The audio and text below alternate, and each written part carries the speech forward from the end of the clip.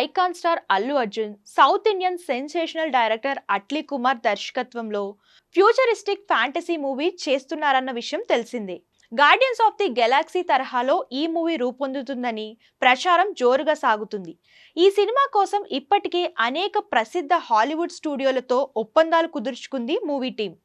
అలాగే ఈ cinema pre production పనులు కూడా ఇప్పటికే ప్రారంభమయ్యాయి. ఇక ఈ సినిమా మొత్తం 2 భాగాలుగా తెరకెక్కనుందని తెలుస్తుంది.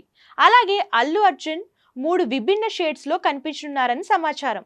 కాగా ఈ సినిమాలో జాన్వీ కపూర్, మృణాల్ ఠాగూర్, భాగ్యశ్రీ బోర్సే హీరోయిన్లుగా నటిస్తున్నారన్న ప్రచారం ఇప్పటికే జోరందుకుంది.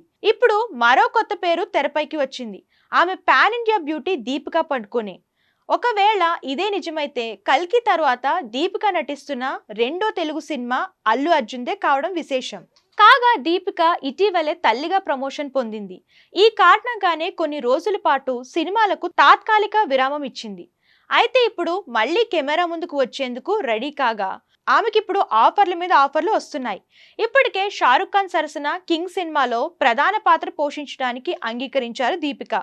ఆ తర్వాత ప్రభాస్ నటించిన స్పిరిట్ సినిమాలో కూడా ఆమెను హీరోయిన్ గా ఎంపిక చేయగా ఆ ప్రాజెక్ట్ నుంచి దీపిక తప్పుకున్నారని తెలుస్తుంది. అదే సమయంలో అల్లు అర్జున్ చిత్రంలో నటించేందుకు ఓకే చెప్పే ఛాన్స్ ఉందని తెలుస్తుంది. కాగా దీనిపై త్వరలోనే క్లారిటీ రానుందని సమాచారం.